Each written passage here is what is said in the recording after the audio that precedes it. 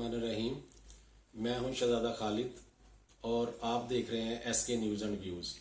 आज का हमारा मौजू है कि पाकिस्तान के जो मुहसन शख्सियात हैं हम उनको क्यों भूल जाते हैं। आज सोशल मीडिया पर मैं एक वीडियो देख रहा था, उसमें ये था कि जी 27 अप्रैल आज डॉक्टर अब्दुल कदीर खान जो हमारे मुहसन हैं उनकी सालगिरह का दिन है, जबकि मैंने उसी वक्त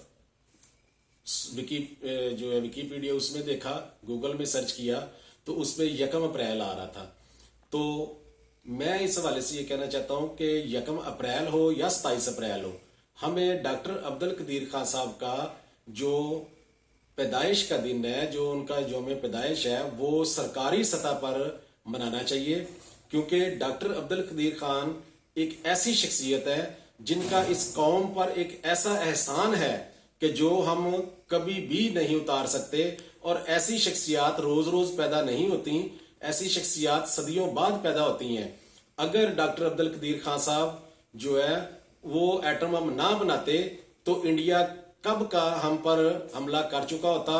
और अब अगर इंडिया खामोश बैठा है तो ये एटम बम की वजह से बैठा है जो कि हमारे पास है। और उसका हमने एक 1998 में यानी कामयाब तजर्बे किए, कामयाब धमाके किए, जबकि इंडिया के जो 74 में या 98 में किए जाने वाले धमाके थे वो जो है वो बिल्कुल उनको यानी वो इतना पेटेंट नहीं थे, इतने ऑथेंटिक नहीं थे जितने पाकिस्तान वाले थे। और मैं इस लिहाज से ये अर्ज करता चलूं कि हमारा जो हमसाया मुल्क है भारत में जो मिसाइल प्रोग्राम है, जो उनका अग्नि मिसाइल है, जो उनका पृथ्वी मिसाइल है, जिन पर वो बड़ा मान करते हैं, वो हमारे एक मुसलमान साइंसदान ने बनाए जो भारतीय शहरी थे, AJP अब्दुल कलाम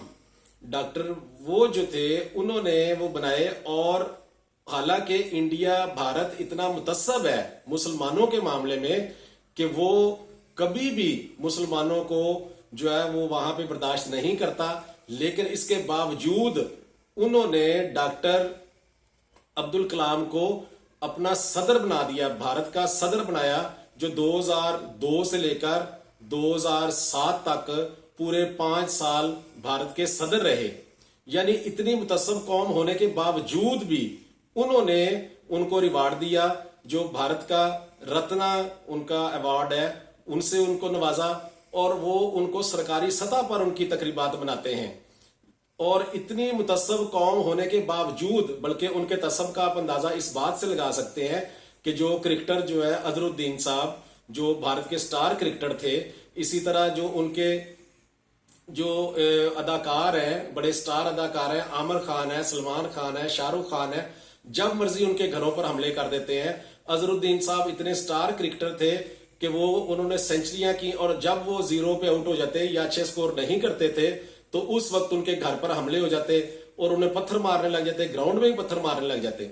इतनी मुतस्सब कौम होने के बावजूद भी उन्होंने डॉक्टर अब्दुल कलाम को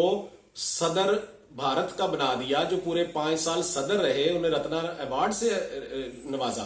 तो हमने अपने मौसन के साथ क्या किया, एक निजी टीवी के इंटरव्यू था तो डॉक्टर अब्दुल कदीर साहब को एंकर ने पूछा कि आपको कोई जिंदगी में कोई दुख या कोई आपको कोई ऐसा जो जिस पे आप बड़े परेशान, या उन्होंने कहा कि इस कौम के लिए जो मैंने काम किया इसका पछतावा मुझे जिंदगी भर रहेगा। तो आप इसी जुमले से अंदाजा लगा लें कि भारत छोड़कर 1952 में